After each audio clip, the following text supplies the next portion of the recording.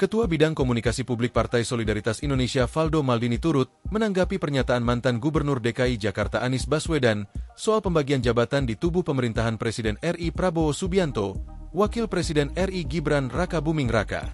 Mantan calon Presiden RI di pemilihan Presiden atau Pilpres 2024 itu sempat menyinggung soal pemerintahan Prabowo yang saat ini menurutnya semakin jauh dari prinsip integritas dan meritokrasi.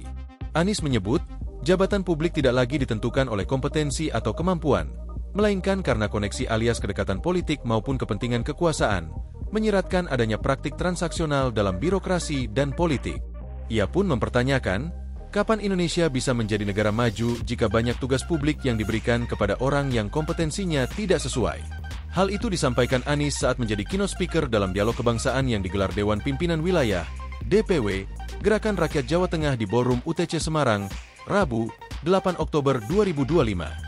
Menanggapi pernyataan Anies Baswedan tentang jabatan yang diberikan berdasarkan koneksi, Valdo Maldini memilih menyebut pemberian jabatan di pemerintahan Prabowo sebagai kolaborasi. Menurut Valdo, pemerintah lebih sedang melakukan kolaborasi demi orientasi ke depan, tidak sekedar meritokrasi. Ia bersikeras bahwa pemerintahan Prabowo memang memilih orang yang sudah memiliki kinerja yang tepat dalam mengisi jabatan publik. Meritokrasi adalah sistem di mana kekuasaan, posisi, atau penghargaan diberikan berdasarkan kemampuan, prestasi, atau keahlian individu, bukan karena faktor seperti kelas sosial, koneksi, atau latar belakang.